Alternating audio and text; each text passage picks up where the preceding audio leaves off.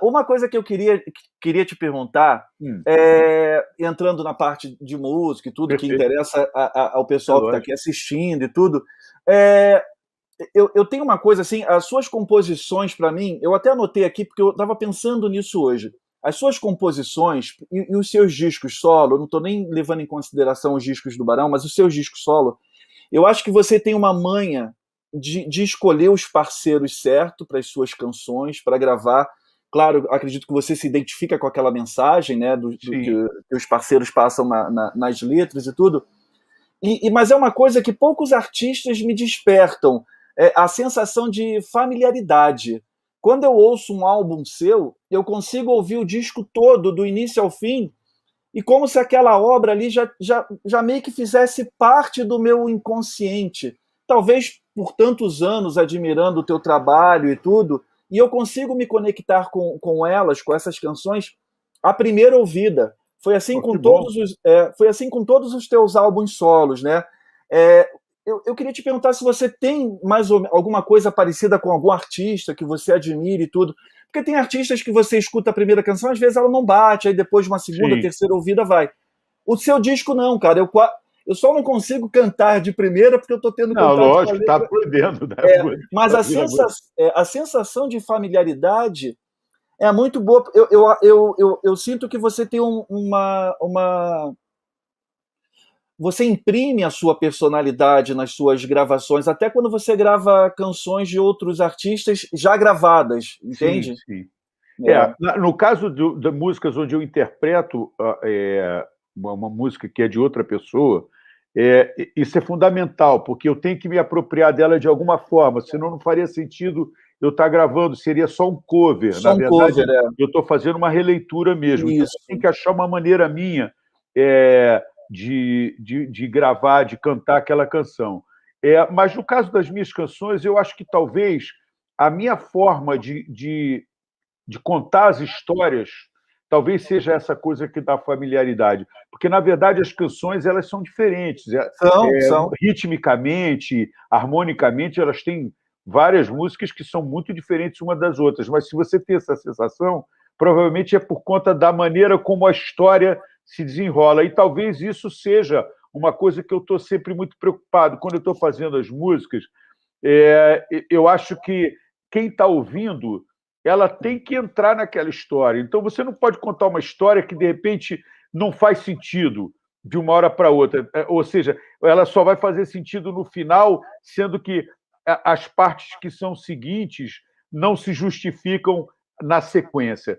Né? Sim, Aquela sequência, mesmo que ela esteja ali, ela tem que te conduzir para um final que explica tudo. isso. Então, essa sequência ela tem que fazer sentido como sequência também, né? Então, talvez isso é que dê a sensação de que você está familiar, porque, na verdade, toda vez que você ouve alguma música minha, você está entrando na história que eu estou contando. E é isso que eu meio me sinto, por isso eu me sinto muito identificado com essa ideia, com essa figura do cantor-compositor, que é lógico que a gente tem figuras no Brasil que representam isso, mas, por exemplo, que no caso do Dylan, ou do Neil Young, ou até do James Taylor, assim, são caras que têm a canção ali.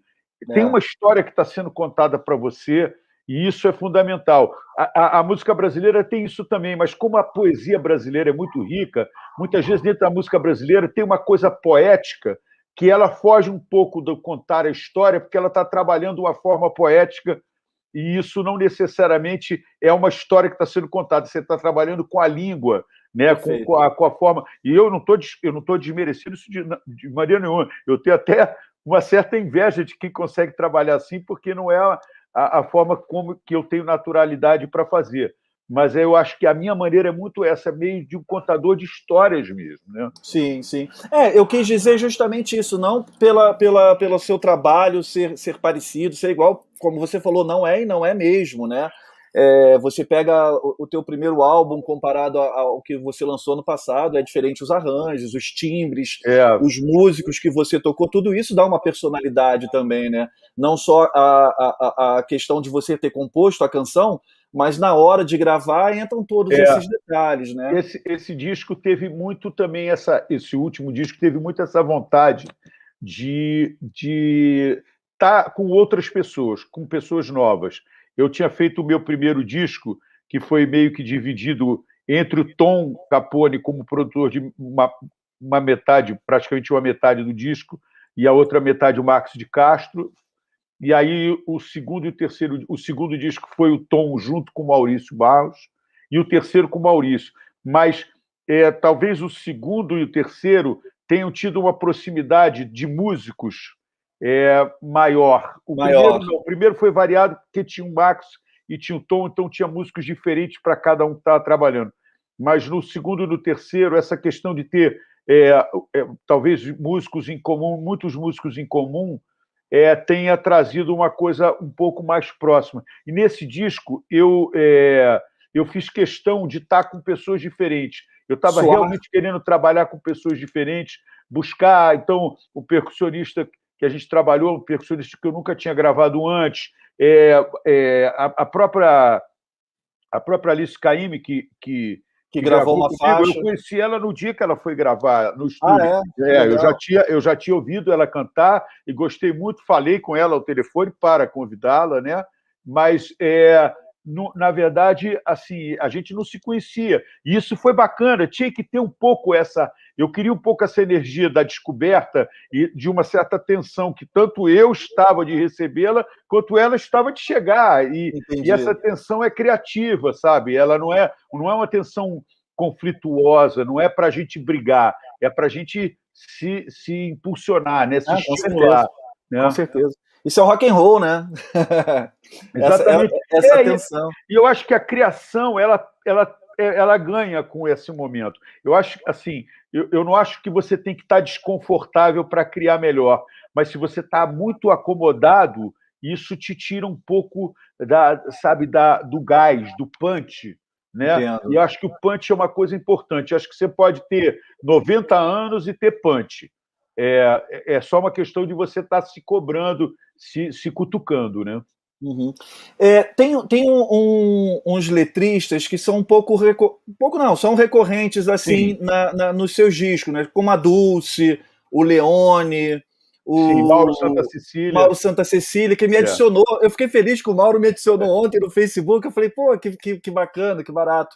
O Mauro Santa Cecília e tudo.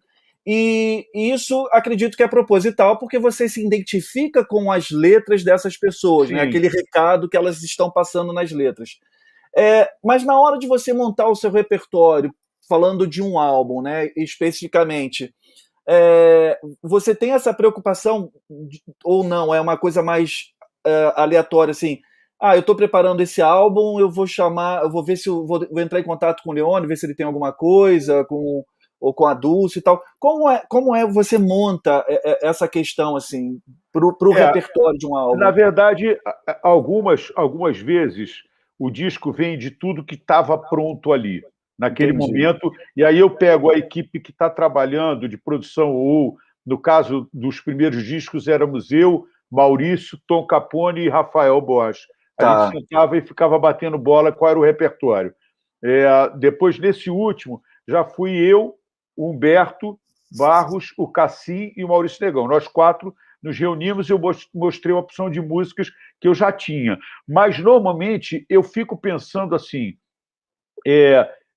às vezes a música vem de um papo, vem de uma conversa, um telefonema. Você fala, pô, tal, barato, aí falamos sobre algum assunto, tal, aí a pessoa fala, pô, escrevi um negócio outro dia que eu achei bacana e tal, posso te mandar? Então, na verdade, ela não vem nem porque eu estava pensando em compor com ele. Ou ela sugere, ou eu digo assim, pô, se tem alguma coisa aí, tem escrito? Pô, manda alguma coisa para mim, estou começando a ficar com vontade de fazer música. Porque eu não sou uma pessoa que compõe o tempo todo. Eu não sou prolífero dessa maneira, assim, de tal, o tempo todo fazendo música e tal. Eu até é uma coisa, eu poderia ser um compositor com um número muito maior de obras se eu fosse assim. Eu sou mais encrencado, assim, né? Eu tenho os momentos onde até porque quando eu vou fazer música, eu me coloco muito focado para fazer. Eu não tenho muito essa situação de eu fui ali tentar fazer a música e não rolou. Não tem muito Entendi. isso. Porque eu me preparo para aquilo psicologicamente, para aquele momento onde eu vou pegar uma letra ou eu vou começar a fazer uma ideia de alguma coisa, e aí eu vou mesmo, eu vou para fazer. Então, isso acaba diminuindo, reduzindo o número de vezes. Porque se eu fosse uma pessoa que está o tempo todo, eu estou aqui pronto para fazer música, aqui o tempo todo, toda hora faz, porque tem muita gente que funciona assim, e é ótimo. Sim. Aí sai uma porção de música. Eu, por exemplo, vejo assim, quando eu vejo a quantidade de disco que o Neil Young faz, eu falo, cara, esse cara passa o dia inteiro fazendo música, porque às vezes tem 2, 3 discos no mesmo ano, cara. Entendeu? Disco, álbuns inteiros. Aí você fala, pô, bicho, o cara fez. Porque quando você faz um álbum, não são só aquelas músicas, tem uma opção de outras que ficam ali em volta. Você fala, cara, toda hora esse cara está fazendo É verdade. isso. É muita música, né? O próprio Nando, o Nando é muito produtivo também. O Nando é verdade. Tinha uma dupla, não sei se você conhece, uma dupla de Liverpool no início da carreira também, eles compunham bastante desse jeito assim, né? Tipo assim. Mas você sabe que eu e Cazuza éramos muito produtivos no começo. Sim. A gente convivia muito, porque depois que você começa a trabalhar e vai para a estrada, o teu tempo diminui. Sim. Mas na época que a gente ainda não estava fazendo sucesso e que a gente estava brigando, batalhando para fazer a banda acontecer, a gente compunha muito. A gente fazia muitas músicas. É engraçado que outro dia eu até vi uma fita ou um vídeo onde Cazuza conversava com uma outra pessoa e ele falava para a Naíla, que é uma amiga nossa em comum, ele dizia, pô, Naíla, essa Naíla semana... exatamente. Eu e Frejá, essa semana, fizemos 3 músicas. E eu falei, caramba, fizemos 3 músicas numa semana. E eu não lembrava disso, lógico que não, tem 40 anos quase. Mas eu falei, caramba, faz tempo que eu não faço 3 músicas numa semana. Olha só. Mas você falou do tempo, né? Vocês iam para o ensaio de carro junto, e a gente ia o lance da praia. Ia para a praia todo dia para encontrar, e aí depois de noite saía e encontrava no bar, e aí estava ali. Quer dizer, então, eram vários momentos de contato, vários momentos onde aquilo podia vir a acontecer, né? Hoje em dia as coisas não são tão assim. Mas eu acho bacana, porque tem um momento que eu realmente falo assim, olha, agora eu estou pensando em fazer um disco. Aí eu começo a dar um toque nas pessoas quando eu encontro com alguém que eu gosto e que a gente já fez alguma coisa, ou quando eu encontro com alguém que eu não fiz música ainda. Aí eu falo, estou pensando em fazer um disco. Pô, vamos fazer uma para esse aí? Aí a pessoa já começa a se acionar, e eu também, e a gente já começa a trocar essa bola. Funciona mais por aí, assim. E aí, no momento que eu vou gravar o disco, eu pego tudo que eu tenho disponível e jogo na roda. Nunca sou eu só, apenas sozinho, que decide. Que decido. Eu prefiro sempre ter um grupo, porque aí as pessoas têm coragem de dizer, não, essa aí eu não gosto tanto, porque eu tenho um apego, porque é filho, né? Cada música é um filho, né? Então, de repente, tem uma pessoa que diz, não, essa música aí eu acho que ainda está, não sei, não me bateu tanto. Aí eu digo, entendi. Porque às vezes eu entendo por que uma música não bateu para alguém, o que não quer dizer que para mim ela esteja incompleta, mas eu sei por que não bateu, e aí eu entendo, bom, no meio dessas aqui, vamos pegar as que batem para todo mundo, né? Claro.